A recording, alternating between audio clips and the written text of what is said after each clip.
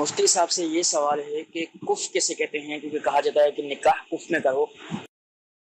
کف کسے کہتے ہیں جو نکاح میں ویسے تو برابری کو بولتے ہیں، ٹھیک۔ اور یہاں یہ مراد ہوتی ہے کہ چند چیزیں ہیں جیسے مال ہے، پیشہ ہے، دین ہے،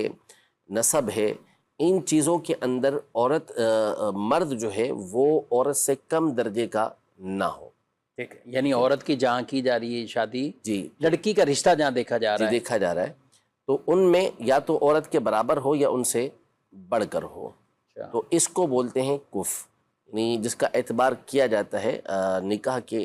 معاملے کے اندر کہ وہاں نکاح کرنا ہے نہیں کرنا۔ عورت کا اگر جیسے خاندان مرد کا اعلیٰ درجے کا خاندان ہے، عورت اس کے مقابلے میں کچھ کم درجے کا خاندان ہے، یا پیشے کے اعتبار سے اس کا والد وہ نہیں ہے جو شوہر کمانے والا ہے، جس کے یہاں رشتہ ہو رہا ہے وہ کمانے والا ہے، یا دینی اعتبار سے شوہر زیادہ مضبوط ہے عورت سے، اس کے باپ سے،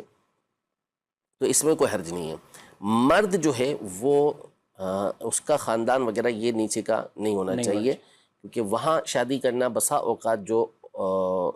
عورت کے اولیاء ہوتے ہیں، سرپرست ہوتے ہیں، ان کے لیے آر کی صورت ہوتی ہے۔ تو شریعت مطہرہ نے اس کا لحاظ رکھا ہوا ہے، لیکن یہ نہیں ہے کہ اس میں کسی شخص کی جو ہے وہ یوں کہیں کہ اس کی توہین کی جا رہی ہو، نہیں، ایسا نہیں ہے۔ بسا اوقات بندہ خاندان بظاہر ایسا ہوتا ہے کہ کوئی کسی خاندان کا بڑا نام ہوتا ہے، لیکن وہ فرد جو ہے وہ بڑے سے بڑے عالی خاندان سے بڑھ کر اس کا مقام و مرتبہ ہوتا ہے۔ قرآن مجید فرقان حمید نے تو ہمیں جو اصول بیان کیا وہ یہ بیان کیا کہ ان اکرمکم عند اللہ اتقاکم، کہ بے شک تم میں سے اللہ کے نزدیک سب سے زیادہ عزت والا وہ ہے کہ جو سب سے زیادہ متقی ہے، جو پرہیزگار ہے۔ لیکن شریعت مطہرہ یہ سب ان اصولوں کو دیکھتی ہے کہ چونکہ شادی یہ کچھ لمحات کا کھیل نہیں ہے، گڈے گڈی کا کھیل نہیں ہے، بلکہ یہ نسلوں کی بقا اور نسلوں کی افزائش کے لیے، آگے نسل انسانی بنانے کے لیے ہے یہ۔ تو بسا اوقات اس طرح اگر نکاح ہو جاتا ہے تو ذہنی ہم آہنگی نہیں ہوتی، خاندانوں کے آپس میں مزاج نہیں ملتے، بہت ساری باتیں نہیں ملتی، تو پھر نکاح برقرار نہیں رہ پاتا۔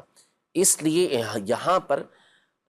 جو ہم آہنگی ہے اس کے لیے شریعت مطہرہ نے کچھ اصول رکھے۔ کف نہیں ہے تو پھر وہاں پر پہلے سے پیشگی طور پر اولیاء جو ہوتے ہیں، یعنی جو سرپرست ہوتے ہیں، ان کی رضا وغیرہ ان چیزوں کا لحاظ رکھا گیا۔ اور چونکہ شریعت مطہرہ یہ فردی اعتبار سے حکم نہیں لگاتی، بلکہ جنرل جو ہوتا ہے، یعنی وہ کہہ لیں کہ عمومی اعتبار سے ان چیزوں کا حکم بیان کرتی ہے، تو اس لیے یہ اصول بیان کیا گیا ہے۔ تو ہم کوئی یہ نہ کہے کہ اسلام کے اندر کوئی ذات پات کی صورتیں ہوں، ایسا نہیں، اصل تقوی کا معیار ہے، لیکن اسلام یہ فطرت کے عین مطابق فیصلے دیتا ہے، عین مطابق جو ہے وہ فطرت کے تقاضوں کے مطابق حکم بیان کرتا ہے۔ تو اگر اس طریقے سے نکاح کا یوں رجحان کر دیا جائے تو بہت سارے نقصانات جو ہے وہ معاشرے میں سامنے آ رہے ہیں، آزمائشیں آتی ہیں، اس لیے شریعت مطہرہ نے ان امور کا لحاظ رکھا ہے۔ ماشاءاللہ۔